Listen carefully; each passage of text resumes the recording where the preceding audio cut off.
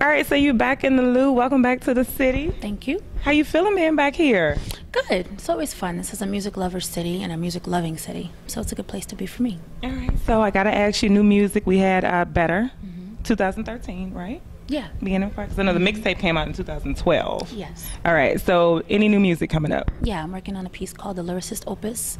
I've hired a live orchestra and all live instrumentation, and a few composer friends and arrangers are working on it with me. It's a little different from what you guys might expect from me. It's still music that can be on Billboard charts. It's not like Bach, but it does have strings.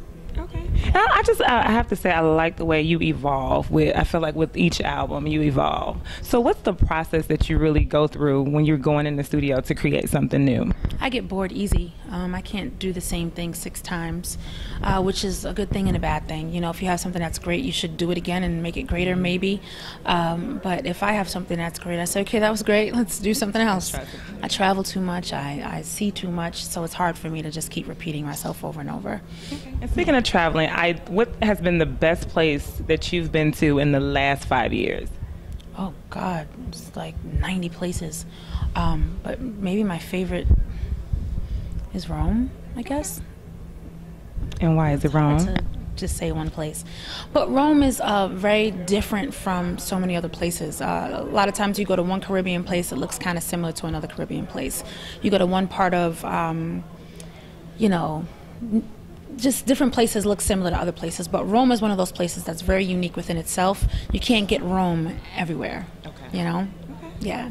All right, Chrisette Michele live in the Louis at the Lumiere Place.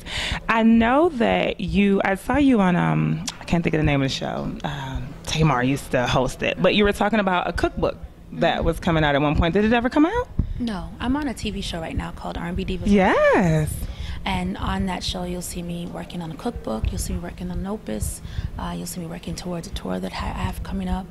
It's just a lot of things that I have going on right now that I'm working towards. So by the end of 2014, I think you'll see most of it all come to fruition. Okay. So it's pretty exciting. Okay. Yeah. Well, congrats on the new reality show. That's part of the Radio 1 family with TV 1. So what made you want to do reality TV? I don't know.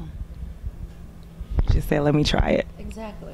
Okay, so how are you going to stay away from, you know how people say the reality shows and it comes with the drama and it's like all of this stuff. I think R&B Divas has done a good job not being a part of that reality drama. How are you going to stay away from that stigma, so to say? I probably won't. You going to bring some drama? I'm a female. That's what we do. Are you never dramatic?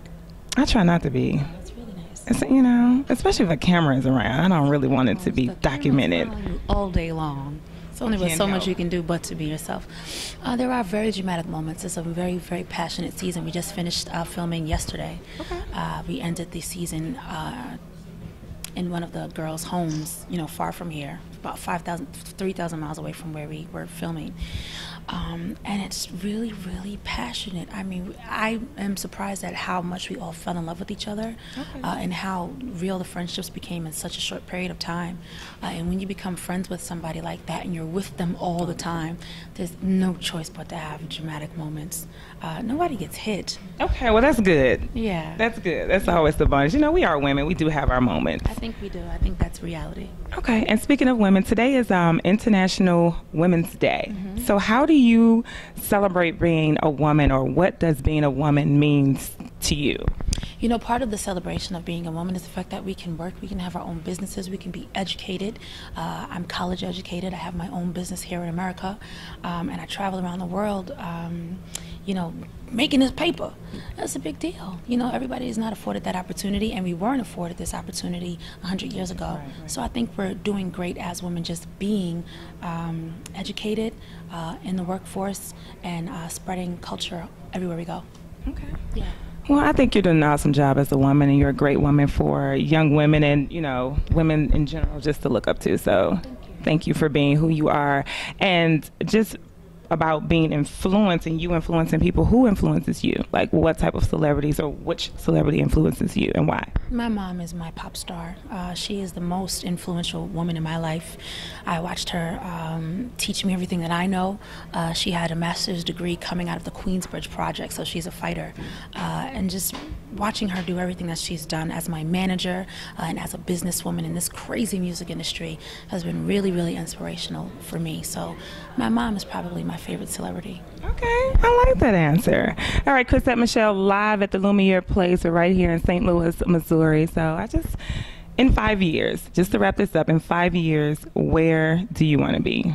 I mean, as far as your career, your family, everything, where do you want to be in 5 years? Sure. I'm excited about a company I'm working on called Rich Hipster. RichHipster.biz will launch at the season finale of R&B Divas Los Angeles. But it's got a record label component. It's got a marketing component. It's got a little bit of a boutique component. So I'm excited to watch that grow, and I'm excited to mentor new artists on the come up. Okay. Yeah. So when you look for a new artist, ideally, what do you look for in an artist? Somebody who the word fame makes them cringe. Somebody who loves the word art. Those are two really, really important things to me. I think people need to focus on the art and not on the fame. And when that can happen, I'm interested. And there we have it. All right. Well, I appreciate it. Thanks for sitting down with us, and have a good show tonight. Thank you so much. All right. Thank you.